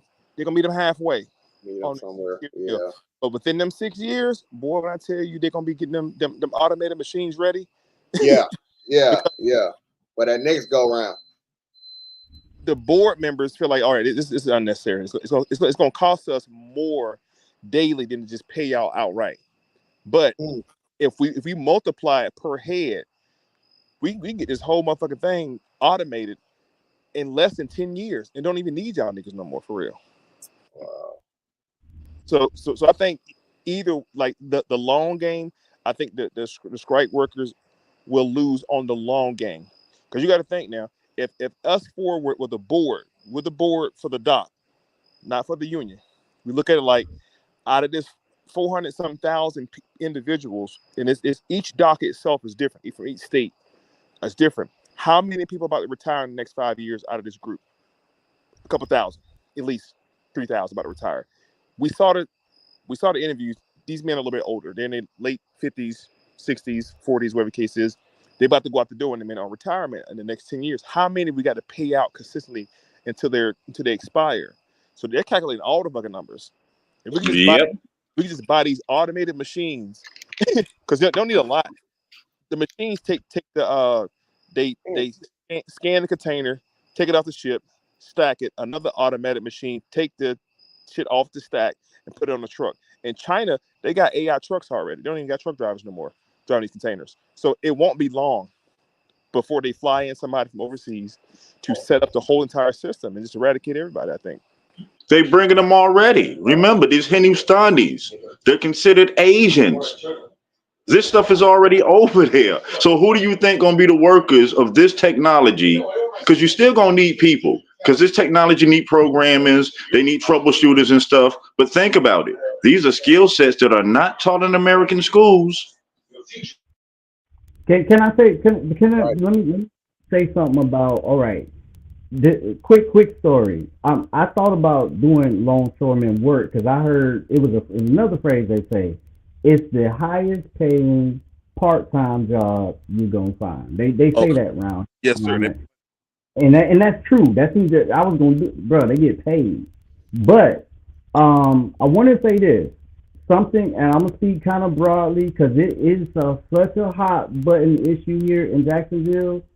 It's if you the longshoremen want blood, bro, for somebody for this deal that I'm gonna tell y'all went down.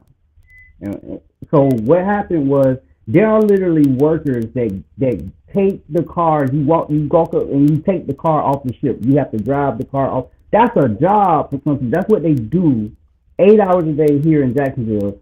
And that used to be, listen to me close, a job that the ILA did until somebody worked a deal with a private company.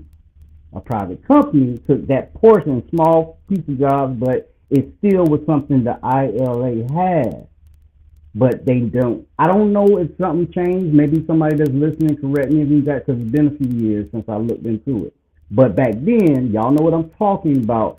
Y'all don't have those jobs because that person made that deal, and that private company start paying workers to just simply drive a car off the ship onto whatever truck was then moving it by maybe the ILA person that was still driving or still had the sway over the 18-wheeler. I bring that up to say there is no more contract with the ILA at this point unless an agreement worked out. However, that don't mean they can't go work something out with another private company in the interim, like they did on the job, the little small job of driving the cars off of the ship that came here in Jacksonville. They could work another deal with another company, so there is cushion. What I'm saying is, I'm trying to look at my opponent's hand. I'm trying to look at the cards they might be holding, and I'm telling y'all these are some things that we've seen from other companies, private companies here in Jacksonville versus the ILA. So these billionaires don't put it past them. And what I'm just trying to, I hope we're considering that this could be bad. And my brother was saying this is a very interesting time for all of this to converge like this at a time where we have a workforce that will probably work a lot less for a lot less pay. A deal could be worked out with a private company that bring workers to do some of these other simple things. And we got time to get you trained up, because all you're doing, you can, if I can train you to drive this car for doing this, or train you to drive this truck for whatever they do, they gonna work out. We might be talking another car here that's in my opponent's hand. Well, they already have it, and I can testify for that because my wife works for a company named Strom. Strom is a private company that takes on government contracts when these companies go on strike. They go to the sites and they take care of the minor tasks. She's been doing that now for like 5 years. So I can let you know that, yes, private companies do take on them contracts during strikes, during the negotiations. Gotcha. Yeah. Minister, you mentioned that the U.S. Space Force is busy. Can you talk more on that? I'm interested in.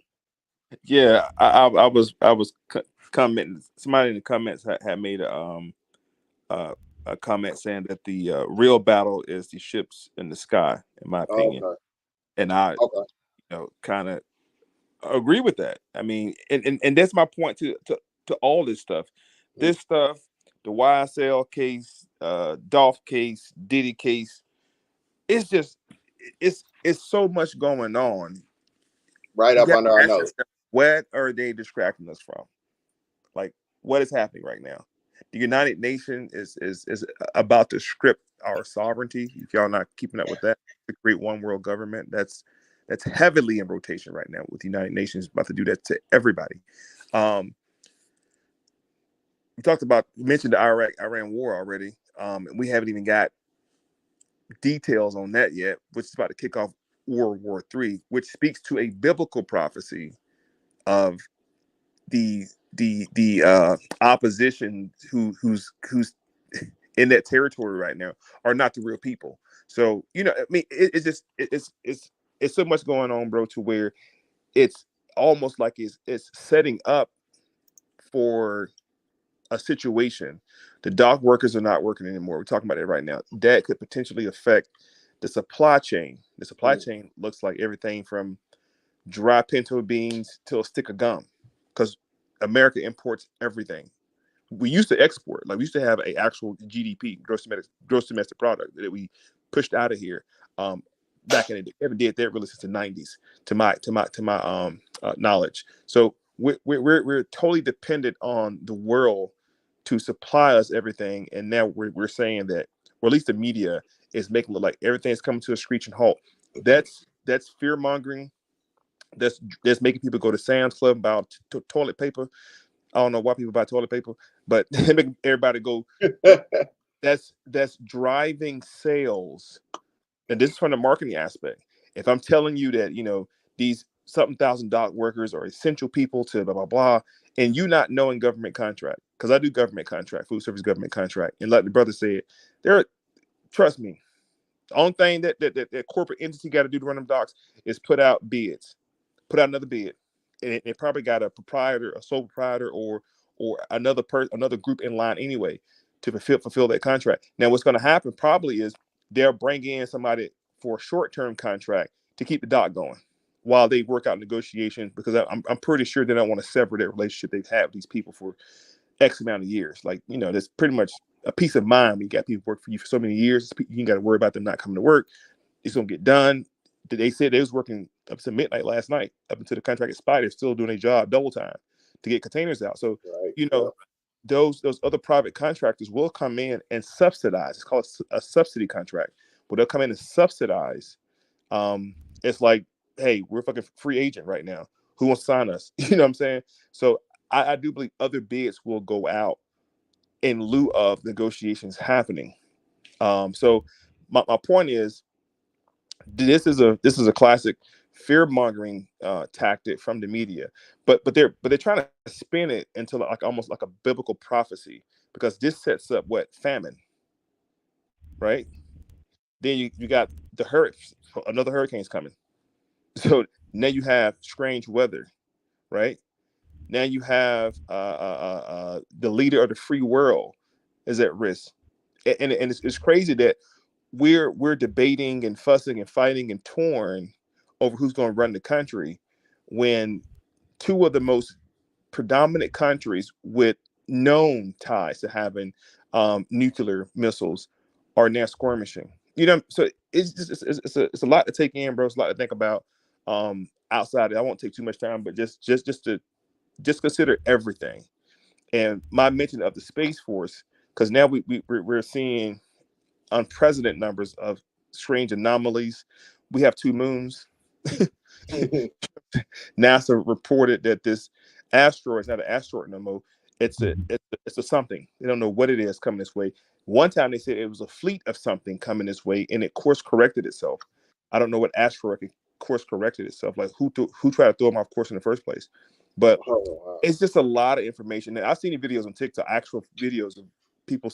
It's something in the sky. People say it's Project Bluebeam. I don't think Project Bluebeam is elaborate enough to be showing everywhere over the world at different times of the day, or whatever the case is. Hey, Minister, not to cut you off, man, but man, my fiance, she got this video where she was woken up out of her sleep one night, and we were trying to figure out what that was up in this man.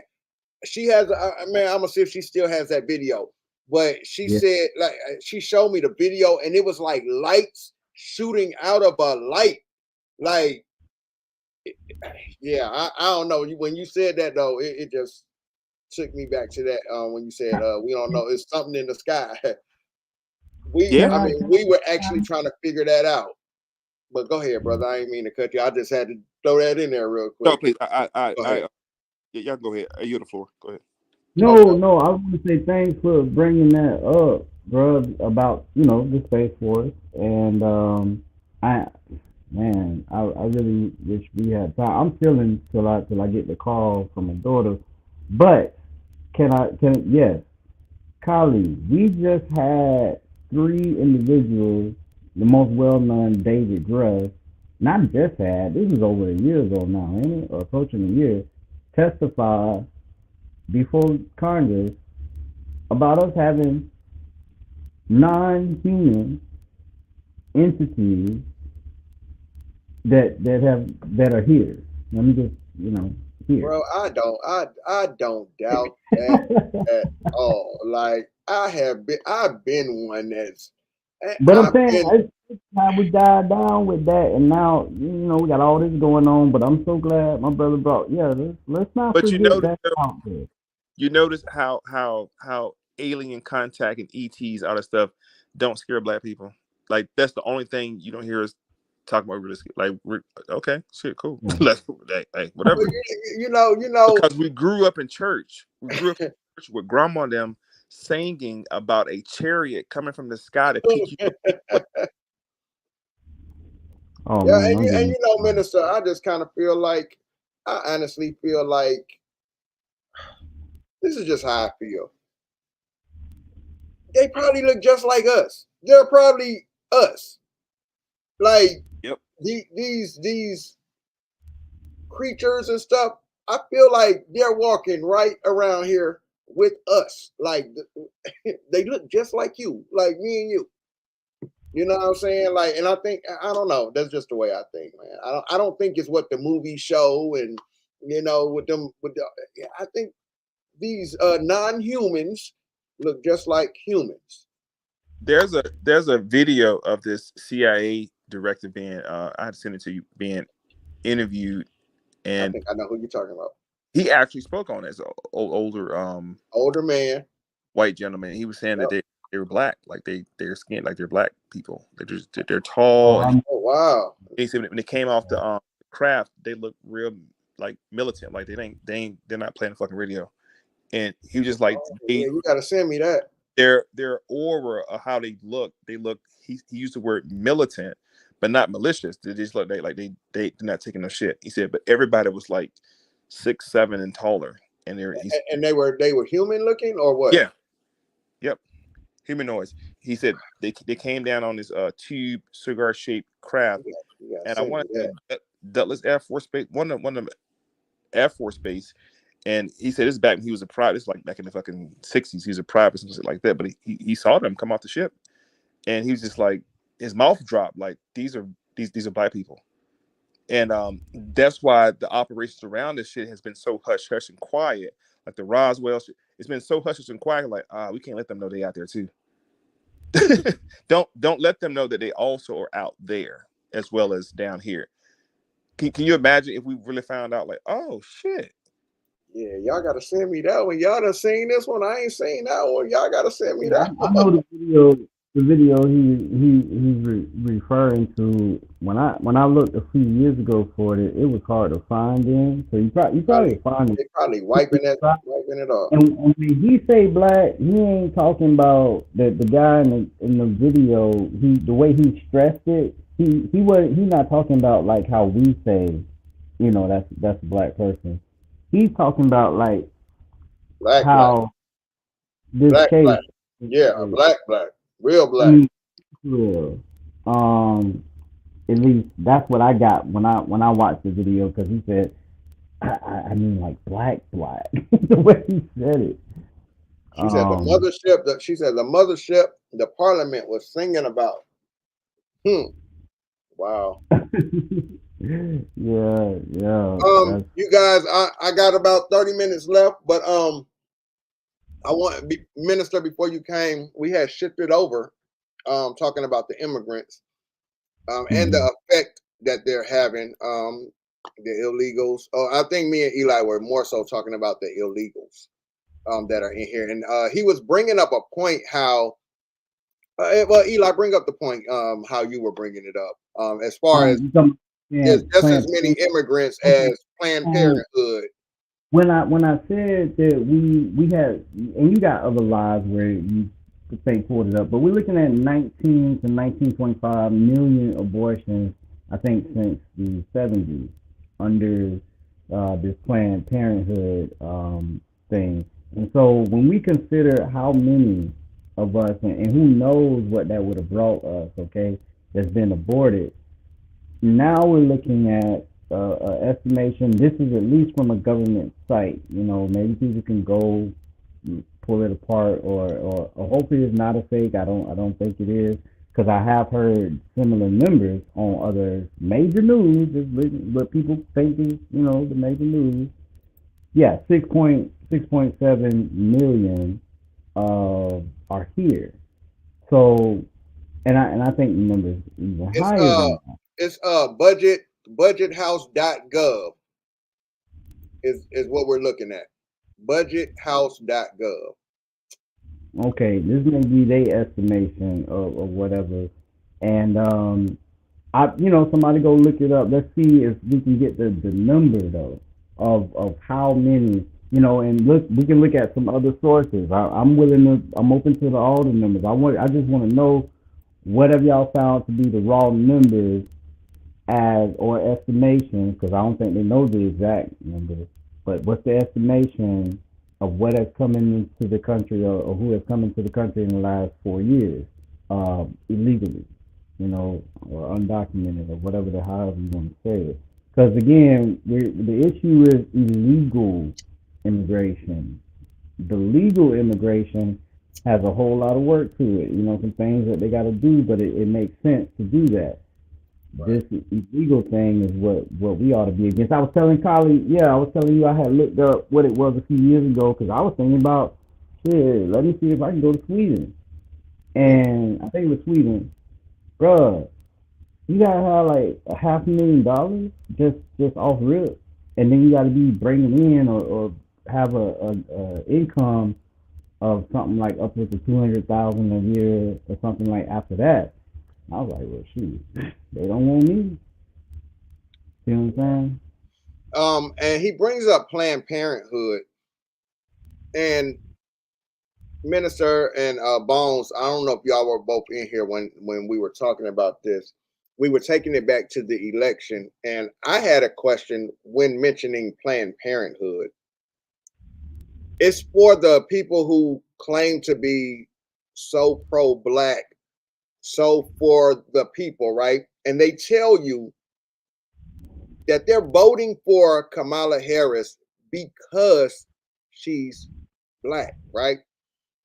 Yet they're voting for, yet they're also in support of Margaret Sanger's creation of Planned Parenthood, which Margaret Sanger said she was trying to exterminate the black race.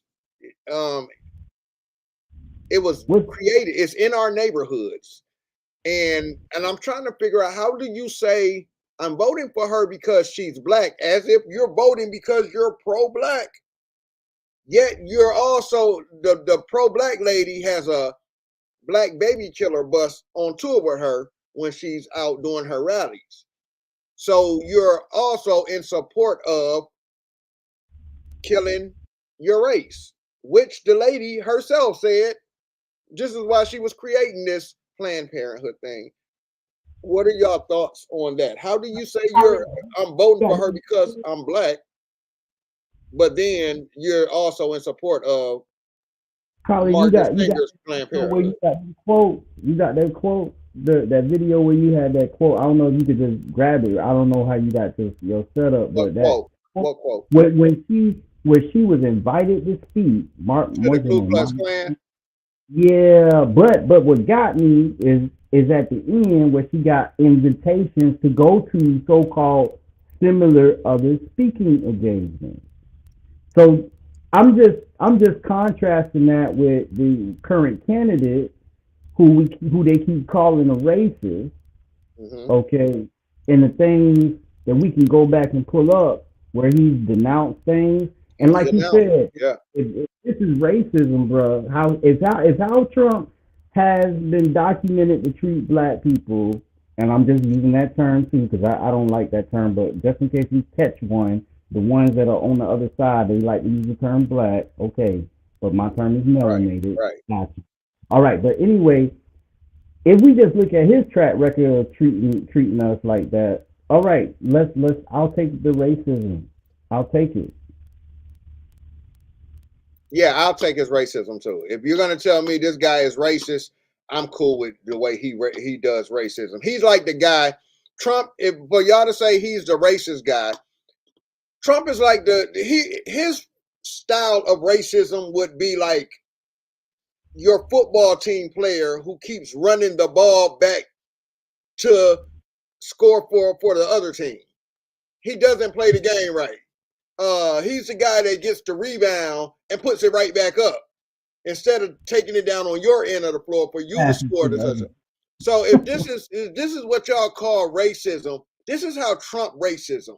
Like he scores for the wrong team. He keeps scoring for the wrong team. So it would make you mad. The fact that this guy keeps, I mean, there's too much information out there to show that this guy keeps scoring for the wrong team. And y'all keep calling him a racist. So I just say, I'm not going to argue with you no more. I agree with you. If you say he's a racist, I'll take your word for it. I like his type of racism, and I'm cool with it. I'm a rock with his type of racism. All right, y'all. I got that call. I got to go. Okay, it's all good. Yeah, I'm gonna be wrapping up anyway, but I just wanted to Minister, what are your thoughts, Bones? What are your thoughts on that? I'm voting for Kamala because she's black, but I'm going to vote for Margaret Sanger also because she's killing our babies. I'll make this quick because I definitely want to hear get Brother Bones' responses as well. Okay. Let's look at Shirley Chisholm. Shirley Chisholm. Okay. And then after Shirley Chisholm, we're going to look at Faye Wylerton. Okay. Shirley Chisholm was the first African American woman to run for president. Okay. In America. And she was impartially sponsored by Planned Parenthood. Okay. Now, Faye Wylerton is the first black female president of Planned Parenthood. This is all going towards your point. So the platform that Kamala is running on is a very familiar platform. Okay, when you become a right now, Shirley Chisholm, okay, ran on the same platform, which was the Planned Parenthood platform. She was the first. This is a sister right here, in case y'all was confused about what a sister looks like. In 1972, she runs for president. I mean, of course, her campaign, it was what it was, but she was the first female to run, and Planned Parenthood was right there. Then we got to understand historically, and I broke it down before on a live I did. Planned Parenthood is a subsidiary of what's known as eugenics. Okay. And eugenics for white people in the early 1920s started what's called positive eugenics. They didn't have enough. The white population was dying to the amount that was being born. Now, positive eugenics didn't work favorably to the white demographic. So what they did was they opened the border. Sounds familiar? They opened the border to European immigrants this time. And the European immigrants came over on Ellis Island. The problem was the call that America put out to Europe was send us your sick, send us your poor, send us your deprived, Basically, sinister your fucking vagabonds, gangsters over here. So that's who came over on that slave ship on Ellis Island. I know they show y'all little cartoon sketches. You pack like sardines, but this is a real slave ship of Slavs coming over here packed like that's the image that you should look at.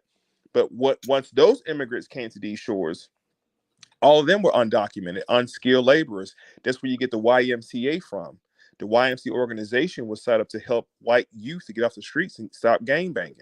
All right, this is where you get welfare from. The welfare program was set up not the one the Black Panther signed up for the WIC, not WIC. WIC is not welfare. Okay, it's a form of it, but it's not welfare. The actual welfare program was set up for poor, white, disparaged white women. Okay, you gotta understand. In that time frame, white women didn't have no rights to do nothing. Facts. Zero. Okay, so now we have an influx of immigrants coming to them, and for the listening audience, I'm talking about 1920s. It's gonna sound just like 2024. Okay, we had white people coming over here in droves, undocumented, illegal individuals coming to America, but because they had revamped the Naturalization Act, these people were sliding in under the Naturalization Act. The immigrants that are coming in, I can't even call these people immigrants no more because they're coming from America. All right, we have to stop this YT thinking, the psychoneurosis, making it appear that people are coming from some other country into our country. This is North America. They're from South America. It's fucking America. Same. These are Americans coming to America. How about that? How about that? Now, the grim part of it is, as an employer myself, if I can seek to pay a person a lower wage to complete a job half as fast as the person I'm paying right now, I'm going to do that. That's not racism. That's fucking economics. Okay, that's capitalism. If I can find a cheaper labor force to provide a service, I'm going to go with. Nobody says I have to hire you because you're an American. That's not a rule. I can't discriminate against hiring you because of your skin tone, because of your religion, or color, creed. But you can't tell me who to hire. That's why you go to any Asian stores, you don't see us in there. You see them in there because they preserve their right to hire their own. There's no racism classes against them. There's no, you know what I'm saying, discrimination against them at all because this is how they move. But the point I'm making is, when you talk about Planned Parenthood, we're talking about a movement that started as a positive measure to increase the white population. After they noticed that wasn't happening, okay, this one went to what's called negative eugenics. How do we weed out the what they call feeble-minded individuals, the vagabonds, the scum of society? And you know who supported that shit with Margaret Sanger? W.E.B. Du Bois. Okay, so I gave you 3 black people who support Planned Parenthood. That's all I want to do. The talented fifth. What you thought he really meant. Yep, the top 5% of Negroes. But I want to add on something that you said, because to make sure people caught on to it. See, when they be talking about illegal immigration, the news is quick to show you the south border. But if you understand definitions of words, those are not immigrants. See, they showing you them. The real immigrants are the Europeans and the Asians that's coming over here by the droves. You're not paying attention to that because the media is showing you South Americans coming to North Americans and telling you they're immigrants. How? How are they immigrants? And they from the Americas. The same way when they say that Biden is the president of America, all of them. All of them, right. So you know what I'm saying? So it comes into a politic of them showing you individuals. This is diversion, but this is true. Something that Dr. Claude Anderson talked about years ago, and he kept. Dr. Claude Anderson went on a fucking tour talking about this situation, but it was the early 2000s. Black people were, chilling and living great. Everything was cool. We didn't see it coming. Now, 20 odd years later, exactly what Dr. Claude Anderson said is happening. And they're coming in to undermine the voting. They're coming in to undermine the job opportunities, right? So when it comes to Kamala and Trump, I don't have a dog in the fight. Like we talked about last time, I'm wondering why people are not electing to do the independent ballot. So I don't care either way. But when you compare apple to apples, Trump has done more for black people than Kamala's ever done. Trump put the first offense act into play to Right. counter what Clinton and the boys Biden did, yeah. Biden Sure too. did. And he did it to counter that legislation. Obama didn't put any legislation in place for so-called black people. Kamala already told you she ain't doing that for niggas. No way. I'm not doing anything just for black people. I can't do that. But that's the distraction, because see, by law, illegal immigrants, they can't vote federally and state. But if you know how it works, the most important vote is where? Locally. Illegal immigrants can vote locally, y'all. Yeah, they This can. is how they get, this is how you get safe cities. This is how they get certain resources. Makes sense. Because they can vote locally and we don't. We be so distracted on the president at the federal level. The federal level is not going to do nothing for you in your day-to-day life. It's your local government. Like I said, we have to learn how the system works. See, some of us spend so much time complaining about the system, but don't even know how it works. Yeah, no, you're right. And I don't know why I'm feeling this, but like I feel like I think more of us are now talking about politics now than it seems to me than ever. And I think now this is maybe a point where we begin to educate ourselves on these politics and how they work and how we're not just to look to the federal level. Um, and even the point of needing to put ourselves in positions to change our conditions.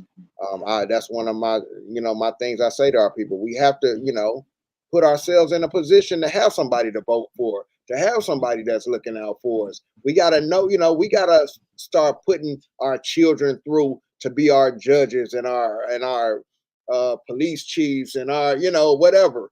We got to start putting our people in position to help change our condition. Fellas, I think somebody had can y'all answer this question? They said, tell us those 3 people that was with the boys. Oh yes. So what I said was, I'm not telling you the 3 people that was with the boys. I was giving you the 3 Negro supporters in line with Kamala. Margaret Singer. No. Oh, Margaret Singer. Okay, Margaret Singer, the Planned Parenthood. Right. W.E.B. Du Bois created a thing to where they would I forgot what the project was called, but he was basically trying to pick the best and the brightest Negroes out of our population, because to W.E.B. Du Bois in the Black Boule in the 20s, we had something to prove to white folks. We had something to prove to them who we were. So he wanted the best and the brightest. Then you had Shirley Chisholm, okay, who ran on the same platform as Kamala's running right now as the president. Shirley Chisholm was your first black president candidate. Okay, don't get it twisted. A lot of people no people don't know that, like they don't know the 3 forms of government. But and then in 78, Faye, her name is Watlington, Wattleton. Faye Watlington was the first black president in 78, female president of Planned Parenthood. Why is that all relevant? Because I just explained the origins without going into too much detail. The origin of Planned Parenthood started with positive eugenics in Cold Springs Harbor, New York. Okay. Mr. Charles Davenport.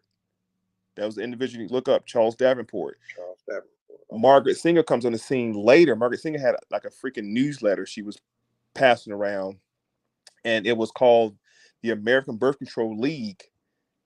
Later, and the American Birth Control League was a subsidiary of the Eugenics Project, which, if you look up Margaret Singer, you put in the Negro Project. That's what I wanted to go. That's what I meant to go look up. Yep. Look it up.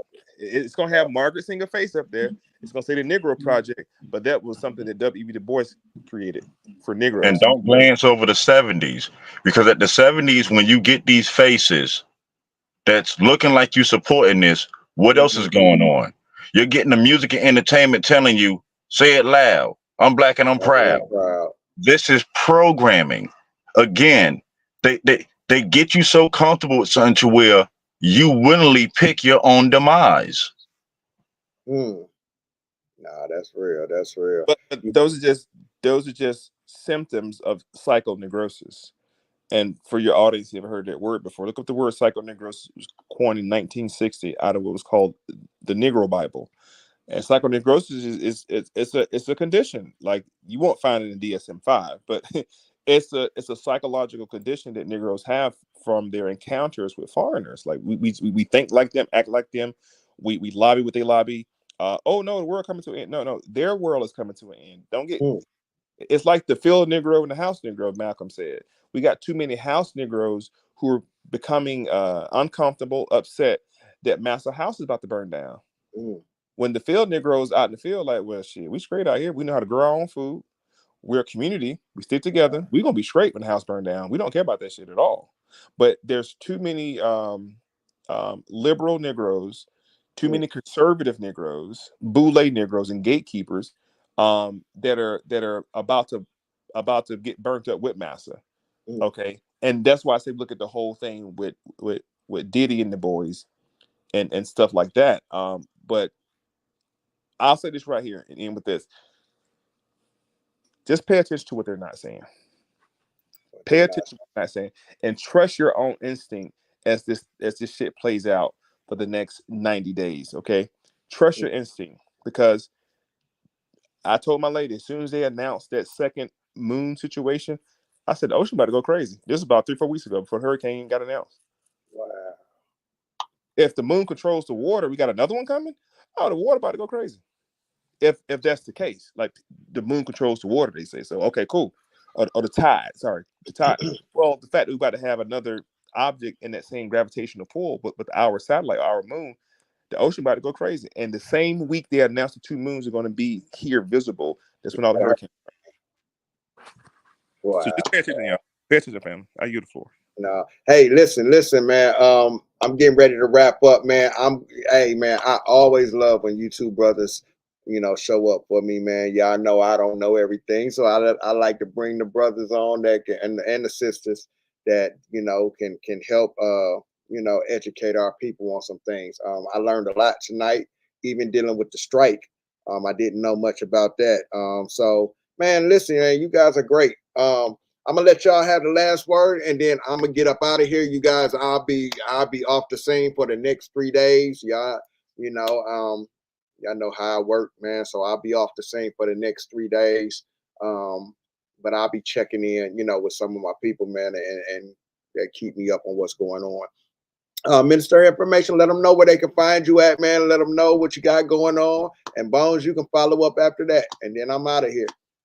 Absolutely, yeah. Thanks for the invite, man. It's such a pleasure to talk amongst like minds. It made the conversation go a lot smoother. Especially Brother Bones. He got something he's working on right now that you guys will be seeing pretty soon. I checked the videos out too, Bone. Oh boy, I got a whole bunch. I told you it's gonna turn a whole bunch of upside down. Without giving it away, the shit makes perfect sense. But it makes sense now. But definitely follow me over on YouTube at The Minister of Information, on TikTok. I'm jumping like Jordan over there, so come give me a follow on TikTok. If you're on Instagram, The Minister Informing, give me a Grammy on Instagram as well, man. And always a pleasure, y'all. Appreciate y'all. Yeah, man. You got it, Bones. Again, I appreciate the invite. It's always a good time to get together, share information, and like we said, have good conversations. Y'all find me around on one of the channels off and on, because I really don't have the time to be on YouTube too much. But again, we got something big coming that's gonna turn a lot of this stuff upside down. Trust me. Give us a couple of days to make sure we get it together right. It's gonna shock you. Man, I love it, man. I've been rocking with Bones for a long time, but y'all see what I try to do, because it's a lot of circus shows and clown shows going on this World Wide Web, and I try. I'm very much for the people, man. So I try my hardest when I'm bringing people to the table. I try to bring solid information to you guys, and that's why I've been rocking with Bones for so long. We've never had an issue. You know what I'm saying? He brings, he shows up. If I say, hey brother, I'm trying to do this, or I got an event I'm trying to do, he shows up. Greg Bonton, he shows up, brother full of knowledge.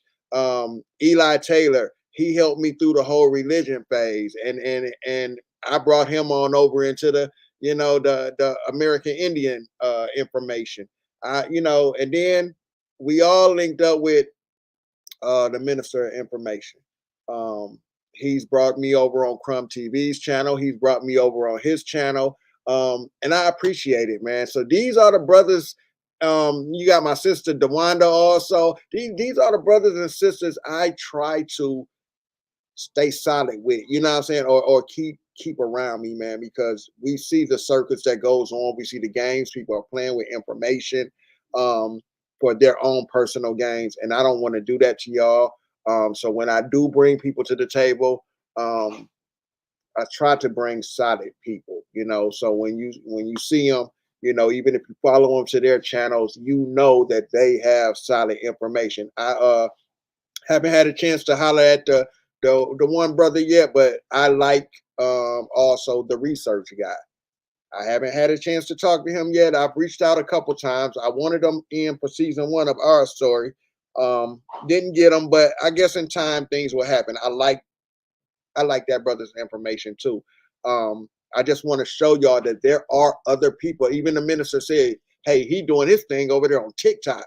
So you got to know that there's a lot of people over there on TikTok also, if he's interacting with them and with solid information also. So shout out to all of y'all. With that being said, y'all, I'm about to get out of here, and I appreciate y'all, man. So I'm gonna leave with this. Peace, y'all. Never fold. What would the world be like if Donald Trump won? Whole lot less COVID and more fun. There'll be a lot more love for the common man, working together to make America great again.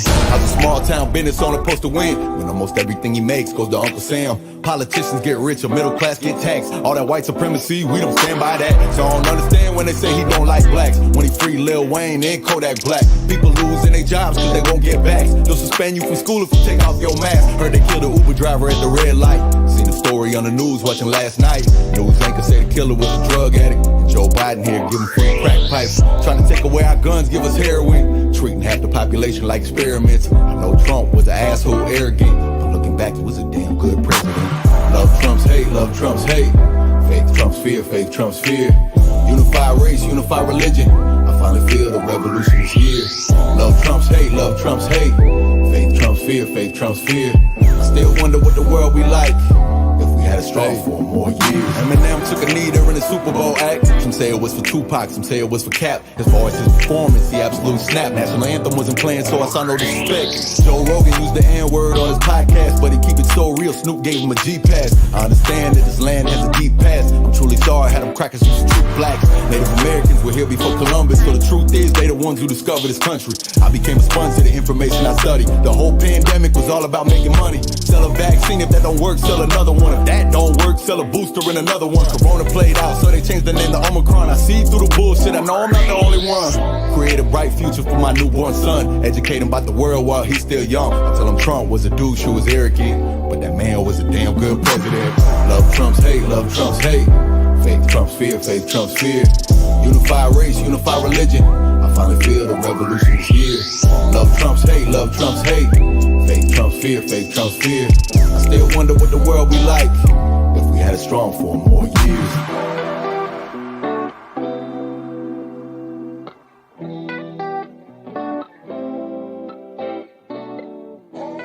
Bragg's idiotic, small-minded prosecution. This will likely all backfire. In fact, it already is backfiring. Americans are very smart people, and they see what's going on. This is a persecution disguised as a prosecution. I would dismiss it on its face because it fails to state a crime. Make America, make America, make America, make America great again. Make America, make America, make America, make America great again. Make America, make America, make America, make America great again. Make America, make America, John, make America small life. Let's go. Look, this a MAGA town, but we don't lag around, homie. We want freedom to speak the truth and go have it now. No need to brag about how Trump lasts without any media on his side. What they so mad about? It's cause he speak the coming out. See, they don't like that though, cause he speak against what they want. They want this country underwater, but he'd rather see it float. So we ain't going nowhere, so tell them burn the boats. We too committed to the truth like we under oath. Just like I said before, we never gon' bend the fold. We seeing straight through their lies, they already know. The whole woke culture is just a joke, and we ain't never gon' stop, so let it go. And they've been coming for you Trump since 7 years ago. This country still screaming Trump 2024. Make America, make America, make America, make America great again. Make America, make America, make America, make America great again. Make America, make America, make America, make America great again. Make America, make America, make America, make America great again. Make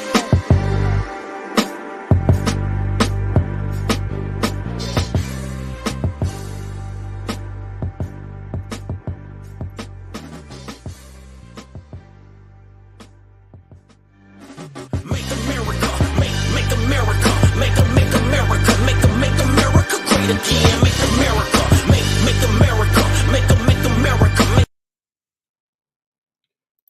Let me say this before I go real quick, man. Shout out to all of y'all who are out here thinking for yourself, okay? When you're one of us who are thinking for yourself, and you mention Trump's name, you know, we get disrespected, we get called out our names. I just want to tell y'all, keep thinking for yourselves, man. Keep, you know, whatever your decisions are, keep thinking for yourself. Stop letting people lead you, man. And obviously, we all can't be stupid. So it seems like many people are waking up and they're actually thinking for themselves. And I just want to leave with encouraging y'all to continue to dig deep, continue to dig below the surface. Don't just take what they give you on the surface. They can't say that we're the brainwashed ones because we choose not to entertain Kamala. They're not putting out positive information about Trump. We have to go find that information. We have to go dig for that information. That's not what they're putting on the table. They're putting out everything. So if we were going to be brainwashed, we would be the ones, just like the rest of everybody that's hating Trump. We will be those people. And I'm not saying Trump is no savior or anything. I just know certain things that he appeals to me more for than what I'm seeing in the other side. So with that being said, I just want to say to y'all, shout out to y'all for using y'all brains. Let people talk. Let them say what they want to say. A lot of these people that's screaming vote for Kamala because she's black, a lot of these people don't even know what her policies is. We heard Slim Thug say in his video, I don't care what her policy is. So her policy could be put these Negroes back in chains. He don't care what her policy is because he thinks she's black. You can't follow people like that. Keep using your mind, your brain to think for yourself. Hey, if they consider that to be stupid or idiots, I'll be the idiot.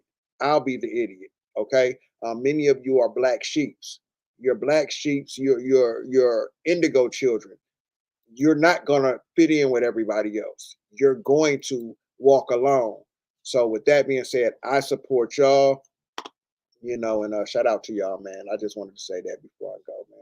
And I'm gonna get on up out of here. But man, keep thinking for yourself, though.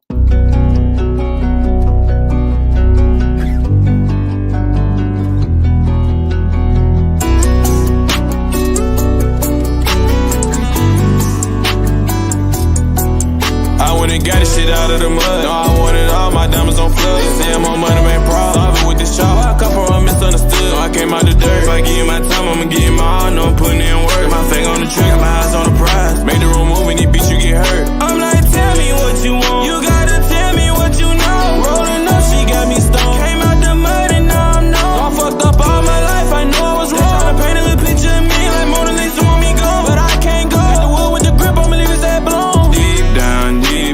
Deep in the sea. I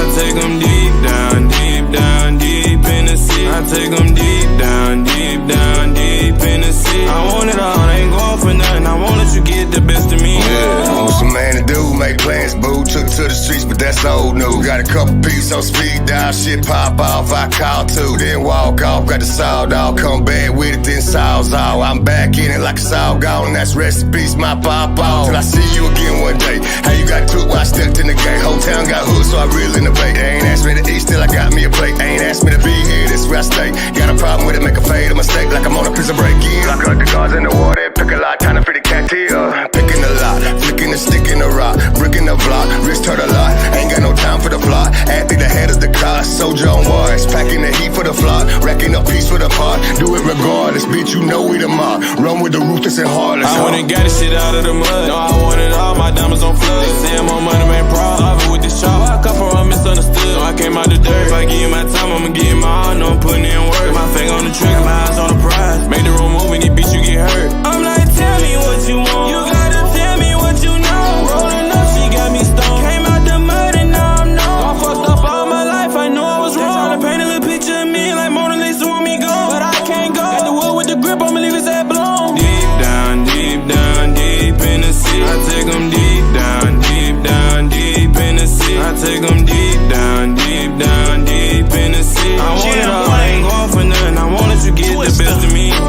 Expect the unexpected. From the beginning, I was dealing with living on another level, cause I knew I had to get it at an early age. In my youth, it was truth that got me feeling like a rebel. Didn't want to be a victim of my surroundings, so I came with a sound and went to go get it up out the dirt. This poverty gotta be only attached to God. It's the hand that was dealt, so I had to go put in work. Since I was blessed with vocal ability and agility, I'ma spit it with a flow so witty and a style so pretty. I'ma put on my city and I wanna sit pretty. I don't wanna feel pity, so I gotta bite down, dig deep, feel free. You can't make me do a damn thing. You a fan of me, now I'm on tracks, but what's his name? Bama Beach, Jam Wayne. He got the drip, you want no problems. Whole soul, ready outlaw for those that sin. Hold my beer while I'm in America's kitchen. Do something real to me then. If it's doo-doo, I'ma flush it. Thank you mean, cause you know I be smooth until. Those are all the songs on his new album. I Am Twister, what's the deal? I went and got this shit out of the mud. No, I wanted all my diamonds on flood. Say I'm on money, man, proud. Solving with this chop. I come from misunderstood. No, I came out the dirt. If I give you my time, I'ma give you my all. No, I'm putting in work. My finger on the trigger.